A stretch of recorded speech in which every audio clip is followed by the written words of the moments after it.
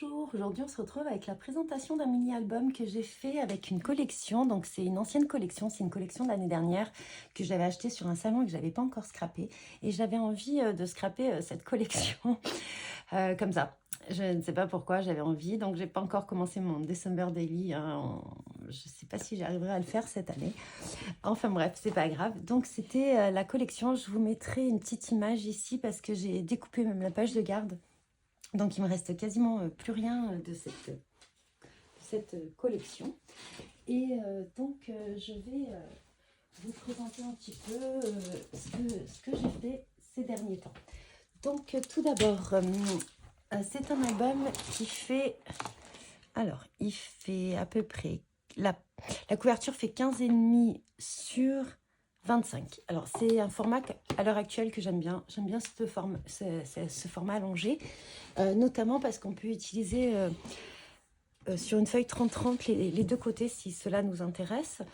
Et puis, j'aime bien cette forme. Donc, j'ai voulu utiliser ma Crocodile. Alors, c'est celle-ci. Voilà, je vais vous la montrer. Donc, je l'avais eue, il me semble, à Noël l'année dernière. Donc, voilà, ça fait pour les reliures à disque. Donc, j'avais choisi de prendre celle-ci parce que au départ, j'étais partie sur, comme la cinch, là, où on pouvait faire toutes les reliures d'un coup. Et je me suis dit, je ne vais pas l'utiliser tout le temps en fait, parce que j'aime bien faire des reliures différentes. Donc du coup, j'avais opté pour celle-ci, surtout que je crois qu'avec celle-ci, par rapport à celle de Craftly, enfin j'avais regardé un petit peu, on pouvait couper dans le carton. Enfin bref, ça c'était la petite anecdote. Et j'ai utilisé des reliures d'anneaux transparentes comme ceci. J'ai pas beaucoup de reliures à disque, pardon, pas anneaux. Et donc le diamètre c'est 3,5. C'est les plus grands que j'ai à l'heure actuelle, à voir s'il en existe des plus grands, parce que je suis souvent embêtée par la taille en fait. Comme j'aime bien mettre beaucoup de pages et beaucoup de volume. Du coup, voilà, bon là, c'est juste ce qu'il faut.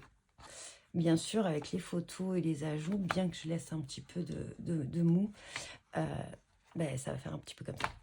Ça, je le sais, mais bon. J'avais envie de faire comme ceci, donc voilà. Donc j'ai fait une petite composition. Alors pour cela, quand j'avais pris cette collection, j'avais pris les embellissements acryliques, donc il me reste que cela. Ça, je pense que je mettrai sur des cartes parce que c'est ceux que je n'aimais pas trop. Et j'avais aussi les die cuts de la collection, donc il y avait tout ceci dedans. Donc pareil, les petits animaux, ben, ça, hop, c'est ce qui me reste. Il m'en reste encore un petit peu, mais ça, c'est des choses que je mettrai parce que je vais faire des petites cartes avec les chutes ou pour les petits inserts. Donc voilà, donc on rentre. Donc là, j'ai fait une petite composition. J'ai rajouté du glossy accent sur le petit nœud. Je trouvais ça sympa. J'aime beaucoup les acryliques, en fait. Je trouve que ça apporte du volume et de la transparence. Et c'est quelque chose que j'aime beaucoup. Alors, j'ai choisi de ne pas mettre de coins.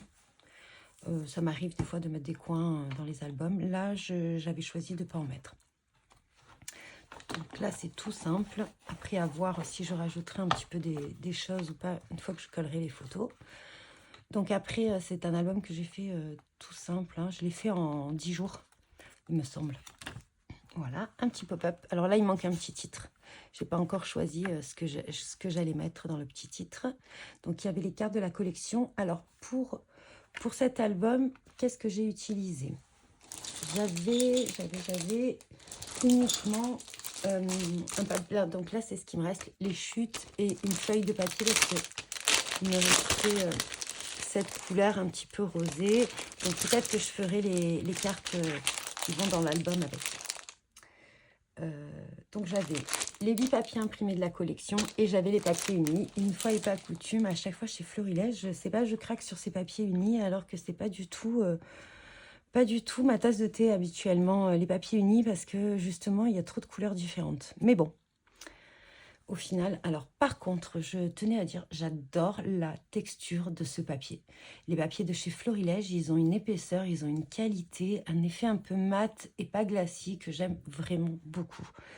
Voilà, c'était la petite aparté. Donc pareil, une petite compo, un petit mot en acrylique, un petit nœud, je ne sais pas si vous verrez bien. Et pour tout ce qui est le basil, d'ailleurs j'ai utilisé un papier de chez Basil et c'est, je sais que c'est chou à la crème. C'est celui-ci, chou à la crème. Donc de chez Basil, je crois que j'ai utilisé 4 feuilles de chou à la crème. J'ai aussi utilisé pour faire mes pages principales avec les papiers, j'ai utilisé les papiers unis. Donc là, je vous ai montré le pop-up. Ici, alors il y a beaucoup d'inserts, j'ai pas encore fait les... Voilà, il y a des pochettes un petit peu partout. Pareil, il faut les découvrir. Comme mon album précédent, j'ai pas fait d'encoche. Voilà, donc j'ai aussi rajouté des gouttes de nouveau, donc transparentes. Là, c'est un dies de chez Happy Little Fox. J'aime beaucoup ces dies ronds. Là, je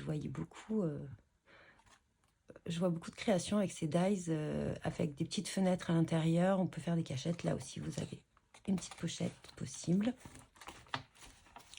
Voilà. Là, c'est le dies que j'ai acheté dernièrement de chez Florilège. Je l'aime beaucoup. C'était dans la collection d'automne. Je ne me rappelle plus du tout le nom de la collection. À l'intérieur aussi, vous aviez, il me semble, des étiquettes. Alors, je ne sais plus si je les ai achetées à part ou si elles étaient dedans. C'était toutes des petites étiquettes comme ceci. Voilà, donc je les ai découpées. Ensuite, ce papier, je l'ai trouvé magnifique. Voilà. Vous allez voir, c'est assez simple, hein. La compo est assez simple. Donc ici, vous avez, hop, un petit passant pour mettre des cartes. Alors là, j'ai mis un petit aimant pour pouvoir maintenir. Je ne l'ai pas fait partout, hein. Et du coup, sur la carte, je mettrai également un aimant. Ici, vous avez des petits tags. Alors ça, c'est pareil. C'est un ancien dies de chez Florilège Design. Je ne pourrais pas du tout vous dire la collection parce que je n'ai pas gardé du tout les emballages. Donc, en fait, ça évite comme ça et vous avez un joli flocon. Et d'ailleurs, je me suis servi de la découpe ici. Vous voyez? Voilà. Donc, c'était la découpe ici que j'ai collée à ce niveau-là. Donc, voilà.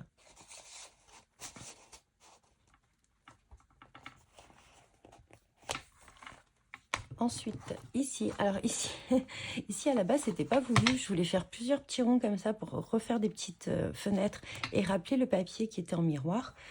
Et en fait, quand j'ai passé dans ma Big Shot, je ne suis pas allée jusqu'au bout. Donc, en fait, ça fait une petite fenêtre comme ça. Et j'ai trouvé qu'au final, c'était très sympa. Donc, on peut, pareil, glisser une petite carte ou une petite photo ou quoi que ce soit, ce qu'on veut. Et du coup, hop, ça fait comme un stop. Donc, c'est très sympa. Au final, mon erreur a servi à quelque chose. Ensuite, ici, pareil, donc j'ai pas collé également là. On peut insérer un petit tag ou quelque chose. Donc ça, pareil, je l'ai acheté lors de mon dernier salon. Là, pareil, sur les découpes d'embellissement, vous aviez une planche avec des découpes. Et où c'était le die cut, je me souviens plus. Bon, bref. Et du coup, j'ai rajouté du glossy accent. J'aime beaucoup le glossy accent pour plein de choses. Donc ici, au départ, je voulais refaire un pop-up, mais je me suis dit encore le même, non. Donc pareil, une petite carte. Vous avez, hop, une petite pochette ici. J'ai mis juste un petit titre. Voilà. Ici, donc ça c'était Dies de chez Comptoir du Scrap. Donc il y avait une étiquette comme ça, mais je crois que dans la la collection d'automne aussi de chez Florilège, ils avaient un peu des découpes comme ceci. J'avais hésité à l'acheter, mais ça me rappelait plus trop Comptoir du Scrap. Et ça, c'est le dies encoche de chez Comptoir du Scrap. Vous avez un dies avec il me semble qu'il y a 3 encoches différentes pour faire des pochettes. Donc voilà. Et pareil, une petite déco également ici. Donc j'ai rajouté des gouttes de Posca un petit peu partout pour faire un effet un peu neige. Ici, hop, voilà, ça s'ouvre, donc vous allez voir. Et là, en fait, vous avez une pochette. Alors, qu'est-ce que...